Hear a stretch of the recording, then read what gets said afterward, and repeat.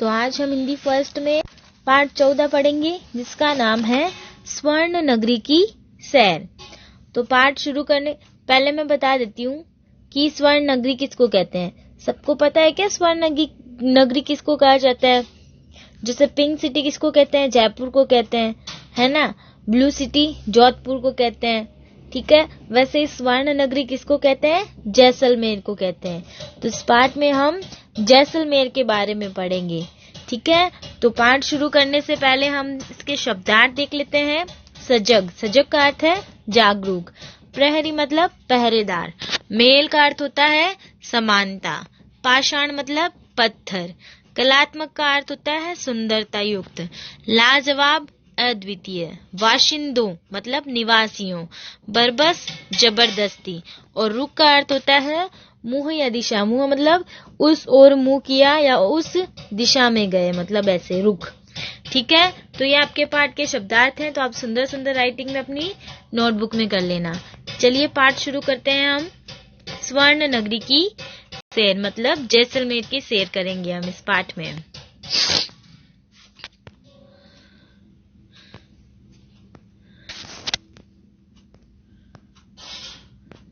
भारत की पश्चिमी सीमा का सजग प्रहरी है जैसलमेर। इसे स्वर्ण नगरी, हेमनगर, भड़कीवाड़ आदि नामों से भी जाना जाता है। रेतीले धोरों ने जीवन को दुर्गम बना रखा है, लेकिन यहाँ की सुंदरता देख लोग दांतों तले अंगुली दबा लेते हैं। दांतों तले अंगुली दबाना मतलब अचंबा करते हैं। हमने सुना था जिस प्रकार लाखों लोगों के अंगूठे पर बनी रेखाएं मेल नहीं खाती, वैसे ही यह स्वर्ण नगरी विश्व के किसी शहर से मेल नहीं खाती है। इतनी सारी बातें सुनने के बाद हमारी पूरी 5वीं कक्षा के विद्यार्थियों ने घूमने का निर्णय लिया। सर्दी की छुट्टियों में हिंदी के अध्यापक संदीप जी के साथ हम जैसलमेर के लिए रवाना हुई। बीकानेर से रेल रात में चली। बरकत, मुरली, रोनित, किशोरी और हम सभी हंसी खुशी मजाक करते सो गए। नेक्स्ट पेज पे आ जाओ। इसे सुबह जैसलमेर के करीब पहुंचे तो देखा सूरज की किरणें जैसलमेर दुर्ग के पाषाण कणों को चमका रही हैं। जैसलमेर पहुंचे, होटल में ठहरे, तैयार होकर घूमने निकले। सबसे पहले किले को देखना तय हुआ। किला त्रिकुट पहाड़ी पर बना हुआ है। तो जैसलमेर का किला कौन सी पहाड़ी पर बना हुआ है? त्रिकुट पहाड़ी पर। इसे त्रिकुटगढ़ नाम से भी जाना जाता है, ठीक है। महारावल राव जैसल ने इसका निर्माण करवाया था। और जैसलमेर का किला किसने बनवाया था? महारावल राव जैसल ने।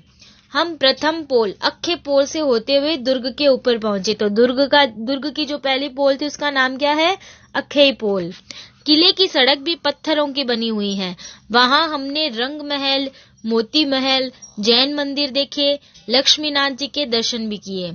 इनके पत्थरों पर कलात्मक खुदाई वाली देवी देवताओं की प्रतिमाएं बनी हुई हैं। दुर्ग के चारों ओर 99 बुर्ज हैं। ये बुर्ज दुर्ग को मजबूती प्रदान करते हैं। और बुर्ज के चारों ओर दुर्ग किले के चारों ओर कितने बुर्ज बने हुए हैं? 99। इसे हवेलियों व झरोखों की नगरी भी कहते हैं। देखो कितने सारे नाम है इसके। स्वर्ण नगरी, हेमनगर, भड़कीवाड़, जैसलमेर और क्या आ गया? हवेलियों की नगरी, झरोखों की नगरी, कितने सारे नाम हो गए। यहाँ पटवों की हवेली, नथमल की हवेली, सालम सिंह की हवेली आदि दर्शनीय हवेलियां हैं। इनके झरोखों पर की गई नक्काशी लाजवाब है। इनका सौंदर्य देख हम आश्चर्यचकित रह गए। तो देखिए बहुत ही प्यारा शहर है ये। आगे देखते हैं।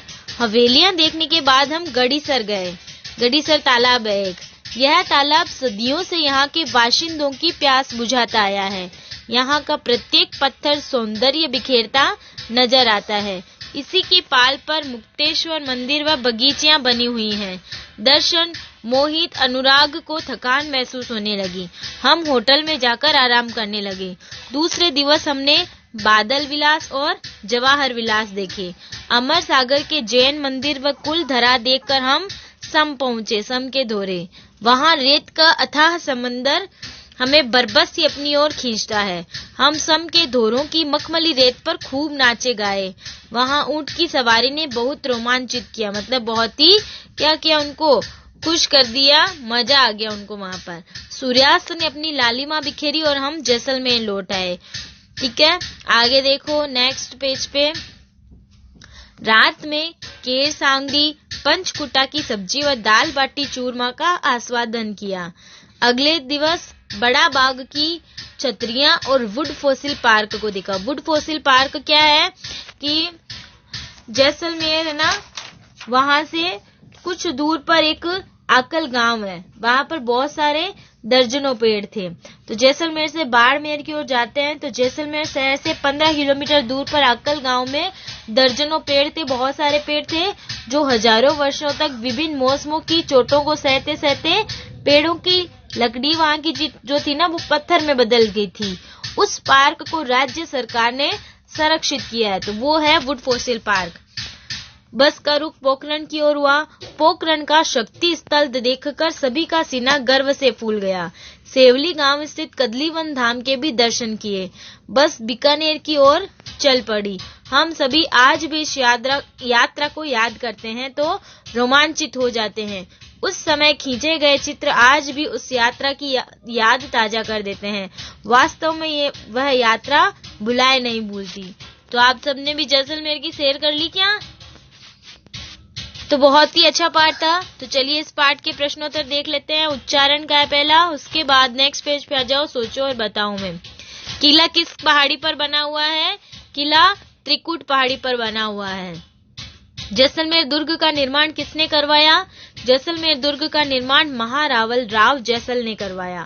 गढ़ीसर तालाब पर बने मंदिर का नाम क्या है? गढ़ीसर पाल पर बने मंदिर का नाम मुक्तेश्वर मंदिर है।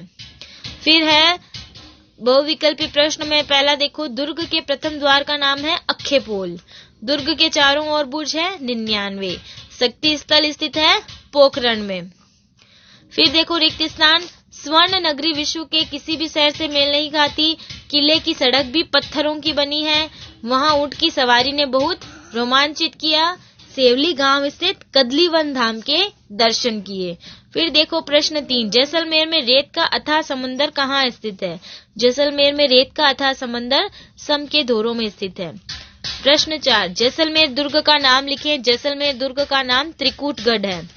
जैसलमेर किले में स्थित दर्शनीय स्थलों के नाम लिखे। जैसलमेर किले में रंग महल, मोती महल, लक्ष्मी नारायण मंदिर और जैन मंदिर दर्शनीय स्थल हैं। इसे हवेलियों व झरोखों की नगरी भी कहते हैं। क्यों?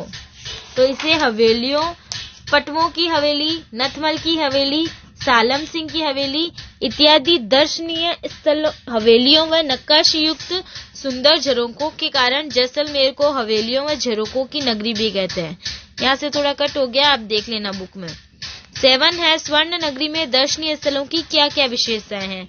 स्वर्ण नगरी के दर्शनीय स्थलों में त्रिकुटगढ़ के पत्थरों पर कलात्मक खुदाई वाली देवी देवताओं की प्रतिमाएं, दुर्ग के चारों ओर 99 बुर्ज, नगर की सुंदर हवेलियां व झरोखों पर की गई नक्काशी अतुलनीय है।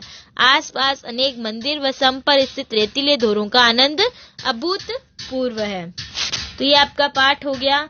तो आपको पता ना क्या क्या करना है, शब्दार्थ करने हैं और जितने भी क्या है गद्यांश है उनके प्रश्नोत्तर करने हैं। ठीक है, उसके बाद आप करोगे सोचो और बताओ के तीनों प्रश्न और प्रश्न 3, 4, 5, 6, 7। ठीक है ना, सोचो और बताओ के 3 और फिर लिखे का तीसरा, चौथा, 5वां, 6वां और 7वां, मतलब कोष्टक वाले और रिक्त स्थान वाले प्रश्नोत्तर आपको अपनी नोटबुक में नहीं करने हैं। तो ये आपका पाठ हिंदी फर्स्ट में 14 स्वर्ण नगरी की सैर कंप्लीट हो गया है।